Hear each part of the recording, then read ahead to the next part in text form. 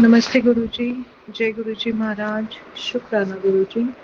जय गुरुजी संगत जी। आज हम सब मिलकर के गुरुजी की कृपा से एक कोशिश श्री शिव महापुराण स्व अध्याय में वायवीय संहिता पूर्व भाग के 29वें अध्याय का पाठ करेंगे।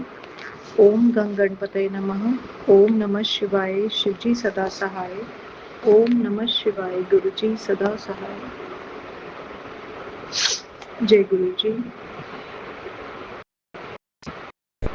अथेकोनत्रिंशो अध्यायः। वायुरुवाच। निवेदयामि जगतो वागर्थात्म्यं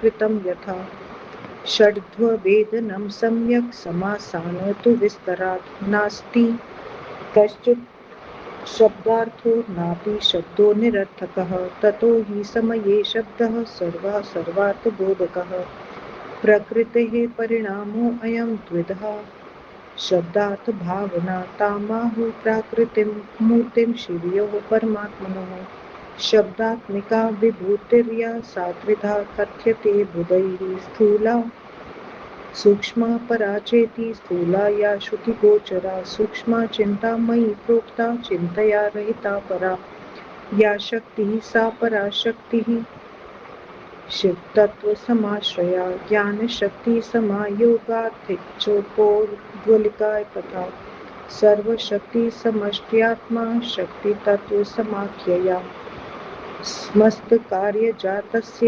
मूलप्रकृतिततां गता सैव कुण्डलिनी माया शुद्धाध्वपरमा सती सा विभागस्वरूपैव षड्वात्मा विजृम्भते तत्र शब्दाश्रयो अध्वांस्त्रयश्चार्थाः समीरिताः सर्वेषामपि वै पुंसां नैजशुद्धयनुरूपतः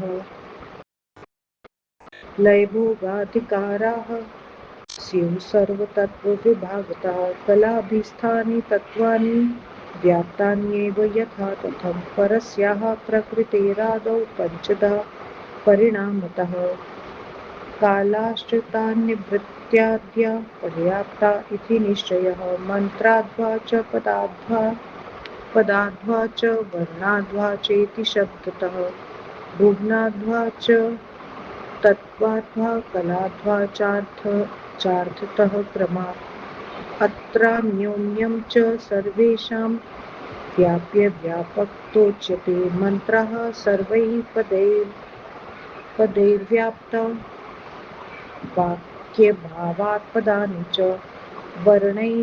वर्णसमूहं हि पद्माहुर्विपश्चितः वर्णास्तु भुवनैर्व्याप्तास्तेषु उपलम्भना भुवनान्यपि तद्भोगैरुत्पत्त्यान्तर्बहिष्क्रमात् व्याप्तानि कारणैस्तद्वैरारब्ध्वादनेकशः अन्तरादुत्थितानीह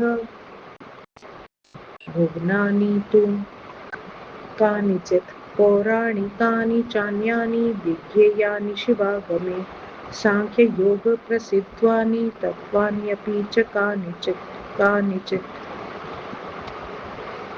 शिवशास्त्रप्रसिद्धानि ततो अन्यान्यपि कृत्स्नशः कलाभिस्तानि तत्त्वानि व्याप्तान्येव यथा तथं परस्याः प्रकृतेरादौ पञ्चधा परिणामतः कलाश्च तान्निवृत्त्याद्या व्याप्ताः पञ्च यथोत्तरं व्यापिकातः पराशक्तिर्विभक्ता षड्वनाम् परप्रकृतिभावस्य तत्सत्वाचिवत्तत्त्वतः शक्तयादि च पृथिव्यन्तं शिवतत्त्वसमुद्भवं व्याप्तमेकेन तेनैव मृदा कुम्भादिकं यथा शैवं तत्परं धाम यत्प्राप्य षड्भिर्द्वभिः व्यापिका अव्यापिका शक्तिः पञ्चतत्त्वविशोधनात् निवृत्त्या रुद्रपर्यन्तं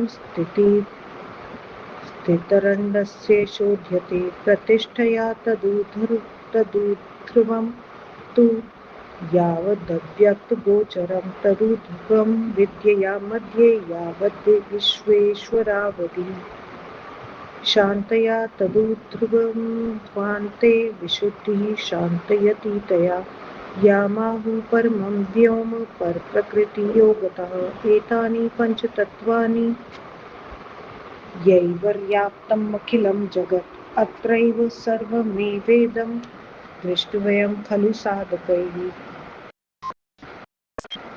अव्याप्तिं विज्ञाय शुद्धिं यः कर्तुमिच्छति स विप्रलम्बकः शुद्धिर्ज्ञानं प्रापयितुं फलं वृथा परिश्रमस्तस्य निर्यायैव केवलं शक्तिपातसमायोगात् ऋते तत्त्वानि तत्त्वतः तद्व्याप्तिस्त्वद्विवृद्धश्च ज्ञातुमेवं न शक्यते शक्तिराज्ञा पराशैवी चिद्रूपा परमेश्वरी शिवोऽधितिष्ठत्यखिलं यया कारणभूतया नात्मनो नैव मायेशा न विकारो विचारतः न बन्धो नापि मुक्तिश्च बन्धमुक्तिविधायिनी सर्वैश्वर्ये पराकाष्ठा शिवस्यावैव्यभिचारिणी समानधर्मिणी तस्य तैस्तैर्भावैर्विशेषतः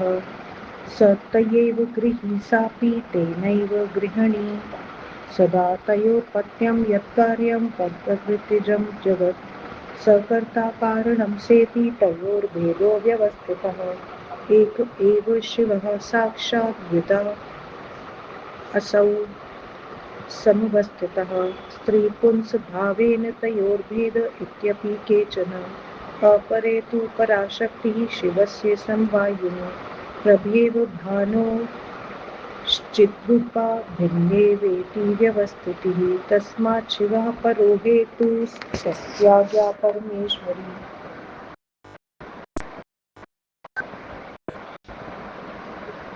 तयैव प्रेरिता शैवी मूलप्रकृतिर्व्यया महामाया च माया च प्रकृतिस्त्रिगुणेति च त्रिविधा कार्यभेदेन सा प्रसूते षड्गुणः स वागर्थं यश्वाद्वा षड्विदो निखिलं जगत् अस्यैव विस्तरं प्राहुः शास्त्रजातं शेषतः इति श्रीमहापुराणे सप्तम्यां वायव्यसंहितायां पूर्वभागे वागर्थात्मकतत्त्ववर्णनं नामैकोनत्रिंशोऽध्यायः। व्याख्या वायुदेव ने कहा, अब मैं संसार के वागर्थ स्वरूप का वर्णन करता हूँ जिससे ज्ञान के 6 मार्गों का भली भांति ज्ञान हो जाता है। उसे मैं संक्षेप से कहता हूँ। कोई भी शब्द अर्थ रहित नहीं है और न कोई शब्द निरर्थक है, इसलिए समय पर सभी शब्द अपने अपने अर्थ को बदलाते हैं। यह प्रकृति का परिणाम शब्द अर्थ रूप से 2 प्रकार का कहा गया है। इसी को शिव शिवा की प्राकृतिक विभूति कहते हैं। शब्द रूप विभूति को विद्वान स्थूल सूक्ष्म पराभेद से 3 प्रकार की कहते हैं। उसका स्थूल रूप ही सुनाई देता है। सूक्ष्म विभूति मनमयी है, परा चिंता से रहित है। वही शिव तत्व का आश्रय लिए क्रिया शक्ति है। ज्ञान शक्ति के योग से ईश्वर की इच्छा के साथ संपूर्ण शक्तियों की समष्टि की आत्मा शक्ति कही जाती है। वही संपूर्ण कार्यों की मूल प्रकृति है। वही विशुद्ध मार्ग रूपिणी कुंडलिनी माया है। वह विभाग स्वरूपा है। उसी से षड्व आत्मा विस्तृत होता है। उसी में शब्द तथा अर्थ के 3 मार्ग कहे गए हैं। सभी पुरुषों के अपनी शुद्धि के अनुसार लय तथा भोग के अधिकार बटे हुए हैं। वे तत्व कलाओं से यथोचित बटे हुए हैं। प्रकृति के आरंभ में वे परिणाम से 5 प्रकार के हैं। वे कला निवृत्ति आदि इसमें निश्चित रूप से पर्याप्त है। अब शब्द मार्गों को कहते हैं मंत्राध्व, पदाध्व और वर्णाध्व, भुवनाध्वा, तत्वाध्वा, कलाध्वा। इन सब में परस्पर व्यापक भाव स्थित है। मंत्र सब पद तथा वाक्यों से व्याप्त है।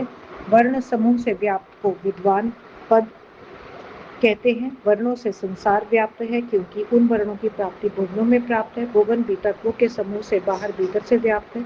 वे अनेक कारण तत्वों से अनेक प्रकार से व्याप्त हैं और जो इस ब्रह्मांड के भीतर हैं। शैव शास्त्रों का तथा सांख्य शास्त्र में प्रसिद्ध तत्वों का पुराणों में प्रतिपादन किया गया है और जो शिव शास्त्र में प्रसिद्ध हैं वे संपूर्ण तत्व कलाओं से ठीक ठीक व्याप्त हैं। परा प्रकृति के आदि में जो 5 प्रकार के परिणाम वाले हैं वे कला, निवृत्ति, प्रतिष्ठा, शांति, विशुद्ध रूप वाली है। इन कलाओं से परे वह पराशक्ति उक्त 6 मार्गों से मिलकर व्याप्त है। पर प्रकृति भाव का वह सत्वादी शिव तत्व रूप से इन 6 मार्गों में विद्यमान है। शक्ति से लेकर पृथ्वी तक शिव तत्व से प्रकट है, उस एक से ही यह सब उस प्रकार व्याप्त है जैसे मिट्टी से घट आदि। जो षड्व से प्राप्त होता है वही शैव परम धाम है। व्यापिका तथा अव्यापिका शक्ति 5 तत्वों के शोधन से जानी जाती है। निवृत्ति कला से रुद्र तक अंड की स्थिति शोधी जाती है। प्रतिष्ठा कला से ऊपर अव्यक्त तक का शोधन किया जाता है। विद्या से ऊपर विद्येश्वर तक शुद्ध होता है। शांति कला से ऊपर अद्भुत पर्यंत शांतातीत से शुद्धि होती है, जिसे पर प्रकृति के योग से परम व्योम कहते हैं। इन्हीं 5 तत्वों से सब संसार व्याप्त है। साधकों को उसी में सब देखना चाहिए। अद्भुत व्याप्ति बिना जाने जो शुद्धि करना चाहता है वह ठग है। उसे शुद्धि का फल नहीं मिलता, उसका श्रम वृथा है। वह अधो योनि में जाने के योग्य है। शक्तिपात के योग से तत्व के बिना व्याप्ति एवं विशुद्धि को कोई नहीं जान सकता। शक्ति ही आज्ञा है, वही शिव से संबंधित चैतन्य रूपा परमेश्वरी है, जिसके साधन रूप सब में शिव स्थित है। न आत्मा, न माया और न ये विकार है। यदि वास्तविक रूप से विचार किया जाए तो न बंधन है और न मुक्ति है।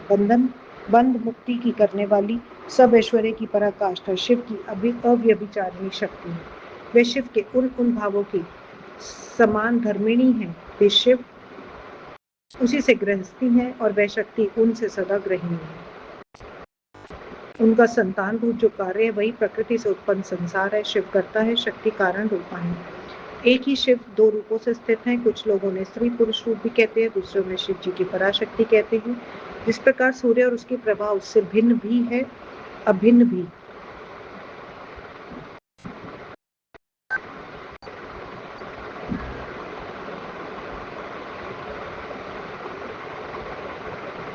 अभिन्न भी है, वैसे ही शिव पर हेतु है और उनकी आज्ञा परमेश्वरी है।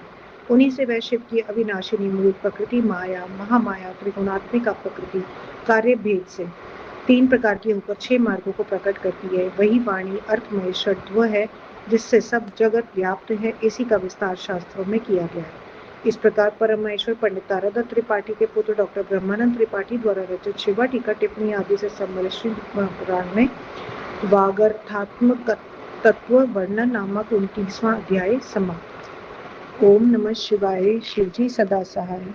ओम नमः शिवाय। गुरुजी सदा सहाय। आज का सारा जाप पाठ गुरु महाराज आपके श्री चरणों में मालिक स्वीकार करना। गुरुजी जय गुरुजी। शुक्राना गुरुजी।